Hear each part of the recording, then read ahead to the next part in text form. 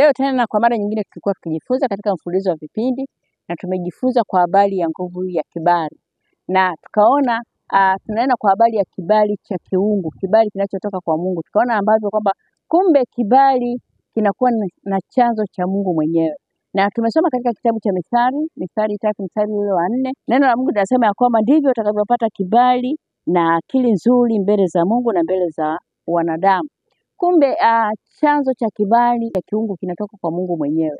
Na kibali hiki ni nini? Kibali ni ile hali ambayo unaipata pasipo wewe kutumia akili zako au nguvu zako. Maana ni kwamba ni upendeleo binafsi ambao Mungu anakupa ile neema kuweza kupita katika mipenyo aina mbalimbali. Kwa maana hiyo unakipokea bila wewe kutumia nguvu yako. Ni Mungu mwenyewe anakupa ile neema. Anakustahilisha pale ambapo ukustahili, anakupitisha pale ambapo kustahili kupita, anakuweka au anakuketisha pale ambapo kustahili kuketi. Hicho kinakuwa ni kibali cha kiungu, ni neema ya kipekee, ni neema unayowezeshwa na Mungu yeye mwenyewe. Lakini sio hilo tu, tukajifunza tena kwa habari ya kwamba kibali hiki kinavyoweza kuletwa na Mungu. Tukaona katika Zaburi 5 mstari wa 12 ya kwamba kumbe pale tunapojikabidhi kwa Mungu, kumbe pale tunapokuwa na Mungu, anasema ya kwamba kwa maana wewe Bwana utambariki mwenye haki, naye utamzungushia kibali kama ngao. Maana yake ni kwamba kibali kinapozunguka kama ngao kwako,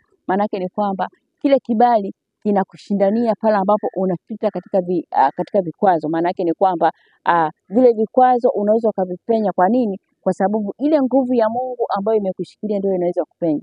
Na tutaweza kuona jinsi ambavyo wana Israeli walikuwa kutoka katika utumwa. Walikuwa wamefika mahala kwamba wanahitaji kutoka katika utumwa kwenda katika nchi ile ambayo Mungu aliwaahidia, lakini wanatokaje? Mungu akawapa kibali mbele za Wamisri. Bwana Yesu asifiwe. Mbele za Wamisri ili waweze kutoka katika ile nchi ya utumwa waende kule ambako Mungu amewaahidia.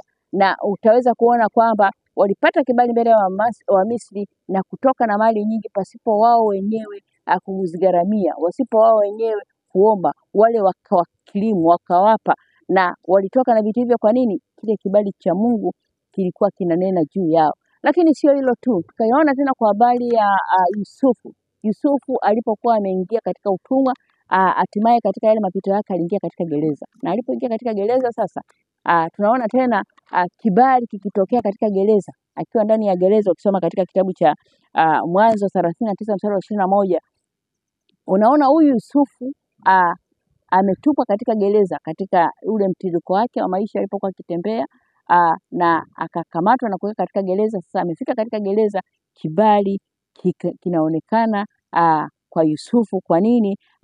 Neno la Mungu linasema ya kwamba lakini Bwana alikuwa pamoja na Yusufu akamfanyizia rehema hata akiwa gerezani. Kumbe mkono wa Mungu unapoambatana na mtu, maana yake ni kwamba japokuwa alikuwa gerezani, japokuwa alikuwa kwenye mapito, tunaona kwamba mkono wa Mungu uliingilia kati, ukampa upendeleo wa kipekee ndani ya gereza, ukampa kukubalika katika ndani ya gereza, ukampa heshima ndani ya gereza, ukampa namna fulani ya kuweza kuishi maisha ambayo hakuishi kama mfungwa. Kwa nini? Kwa sababu kibali kinapoingia kwa mtu, maana yake ni kwamba kile kibali huwa kinaweza kuvunja zile mila na desturi. Kile kibali kinaweza kuvunja zile protocol ambazo wameziweka. Lakini sio hilo tu, tunaona kwamba vile vile kwamba unapopata kibali cha Mungu ni kwamba kinaweza kukuchagua katikati ya wengi. Mahala pale unapokuwa labda ni wengi, lakini sifa zile au zinakinzana au ustahili kabisa kwa sifa zile, kile kibali cha Mungu kinao uwezo kwenda kumtoa mtu katika lile kundi na kumweka sehemu ya tofauti. Tunamaanisha kwamba kibali cha Mungu kina uwezo kuweza kutenda yale ambayo akili za mwanadamu haziwezi kutenda. Lakini pia kibali huwa kinafungua milango ya mafanikio.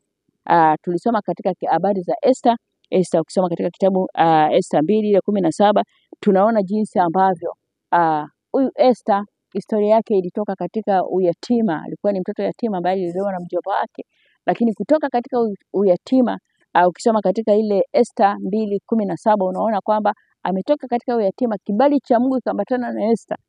Esther akatoka kutoka kuitwa mtoto yatima na kuwa malkia. Kwa nini? Kibali cha Mungu kinaweza kukutoa pala ambapo mwanadamu hawezi kufanya. Yatima maana yake ni mtoto anayetembea katika upweke. Yatima maana yake ni mtoto ambaye hana mtu wa kumtetea, hana mtu wa kumsaidia, maana yake ni kwamba ametembea katika upweke wake. Lakini mkono wa Mungu unaweza kumtoa mtu kwenye upweke. Mkono wa Mungu unaweza kukutetea popote pale ulipo. Na kwa misingi ninachotaka kusema mahala hapa tujifunze ni nini, kwamba kibali cha Mungu ni cha muhimu sana katika maisha yetu. Tunapotembea sisi palipo na kibali cha Mungu. Kibali cha Mungu pale ambapo kuna watu wanategemea God Father, lakini kibali cha Mungu kinaweza kushindana na kuvunja zile habari za ufadhili wa kawaida.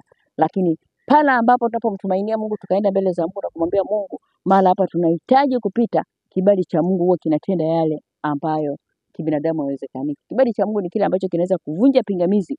Na ukisoma katika kitabu cha Kutoka 3:21 unaona jinsi ambavyo wana wa Israeli walivunjiwa pingamizi na kupewa vile vitu ambavyo hawakustahili kuvipewa. Lakini sio hilo tu, vile vile pia unaweza kuona jinsi ambavyo kibali cha Mungu kinakupa namna ya kuishi maisha ya haki, maisha ambayo unamtafuta yeye, lakini yeye pia anakustahilisha na kutembea katika njia zake. Nichukue nafasi hii kuambia kwamba ili kuweza kupata kibali cha Mungu kinahitaji neema, maombi. Kinahitaji kumtafuta Mungu. Kinahitaji kukaa magotini kwa Bwana, ili Mungu akutofautishe na watu wengine, ili Mungu akufanye kuwa kitu chake chenye thamani, akuthamanishe. Unahitaji kuwa na Mungu karibu.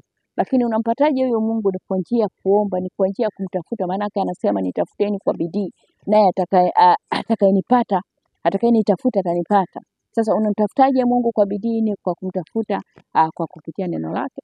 Lakini pia kwa maombi. Bala hapa tunayo maombi ya kila namna, na maombi mojawapo ni maombi ya kuomba jinsi ya kupata kibali mbele za Mungu, jinsi ya kumlilia Mungu na Mungu akatengeneza kibali katika yale ambayo tunayahitaji. Tunakuwa na maombi mahala hapa Mount Zion, mahala hapa ni Kisota Kigamboni. Chukua nafasi kukaribisha kwamba karibu sana tuungane pamoja. Pale ambapo imeshindikana, yamkini umekuwa ukienda katika kazi, lakini kutokana na mazingira ushindano umekuwa ni mkubwa, unajikuta kwamba haiwezekani. Kibali cha Mungu kinaweza kukutoa katikati ya kundi, katikati ya watu wengi, akakuweka sehemu ambayo kustahili. Imekuwa ni kazini, unatafuta nafasi ya kuweza kupenya, pengine vigezo vipo, lakini imefika mahala hauonekani kama upo. Mkono wa Mungu, kibali cha Mungu huwa kinakutoa katika kusanyiko la watu wengi na kukuweka sehemu ya tofauti. Sio hilo tu, kibali cha Mungu pia kinao uwezo wa kuweza kukalisha sehemu ya wakuu ambao wewe hukustahili, kwa nguvu zako hukustahili, kwa viwango vyako hukustahili, lakini kwa sababu ya neema ya Mungu, Mungu huwa anatenda hayo. Nichukue nafasi hii kukuambia kwamba karibu tuungane pamoja ili tuweze kujumuika na kulitia jina la Bwana. Hakuna lisilowezekana kwa Yesu. Mungu akubariki sana. Karibu sana tuungane kwa pamoja. Amen.